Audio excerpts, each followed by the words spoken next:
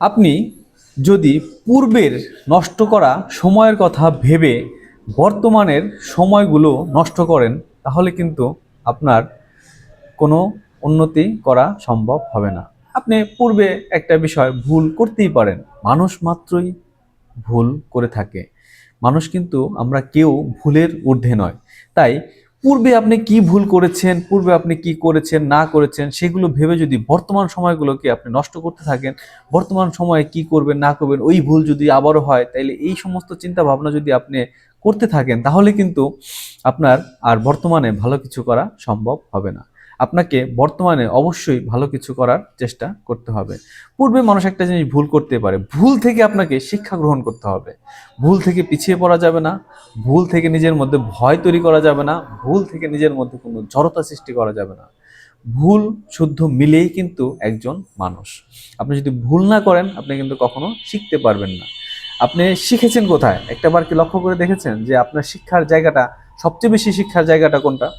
সবচেয়ে বেশি শিক্ষার জায়গাটা হচ্ছে আপনি যেখানে ঠেকে গিয়েছিলেন, যেখানে আপনি ভুল করেছিলেন।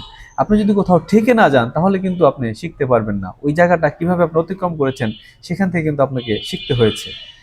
তাই অবশ্যই আপনাকে শেখার জন্য শিখতে হবে, শেখার জন্য ভুল করতে হবে। ভুল থেকে পিছিয়ে পড়া যাবে না।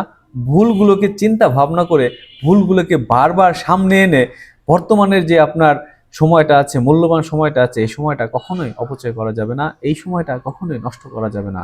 এই সময়টাকে আপনাকে মূল্যায়ন করতে হবে, এই সময়ের যথাযথ ব্যবহার করতে হবে। মনে রাখবেন, যে সময়টা আপনার হাত থেকে একবার চলে যাচ্ছে, এই এখন আমি আপনাদের সাথে কথা বলছি, আমি আপনাদের সাথে একটা বিশেষ বিষয় নিয়ে আলাপ আলোচনা করছি, এই সময়টা যে অবিহিত হয়ে যাচ্ছে, এই সময়টা কিন্তু আমরা আর ফিরে পাবো না। অতএব I repeat, time is tight, wait for none. সময় এবং স্রোত কারোর জন্য কিন্তু কখনোই অপেক্ষা করে না। এই সময়ের সঠিক ব্যবহার আজকে যারা করতে পেরেছে, তারাই কিন্তু সাফল্যের শীর্ষে যেতে পেরেছে। তাই আমাদের যদি সাফল্যের শীর্ষে যাওয়ার ইচ্ছা থাকে, আমাদের যদি ভালো কিছু করার ইচ্ছা থাকে, অবশ্যই অবশ্যই আমাদেরকে সময়ের যথাযথ ব্যবহার করতে হবে, বর্তমান সময়ের যথাযথ মূল্যায়ন করতে হবে। আপনি যদি বর্তমান সময়টাকে যথাযথভাবে মূল্যায়ন করতে পারেন, বর্তমান সময়টাকে আপনি কাজে লাগাতে পারেন, তাহলে কিন্তু আপনার সফল হওয়া খুবই সম্ভব এবং আপনি নিশ্চিতভাবে সফল হতে পারবেন। আর যদি আপনি শুধু পিছনে কি করেছেন, পিছনে কি ভুলগুলো আপনার রয়েছে, সেই ভুলগুলো সামনে বারবার টেনে নিয়ে আসেন, বারবার সেই ভুলগুলো নিয়ে চিন্তা ভাবনা করতে থাকেন, তাহলে কিন্তু আর আপনার পক্ষে কোনোভাবেই নতুন করে কোনো কিছু করা সম্ভব হবে না।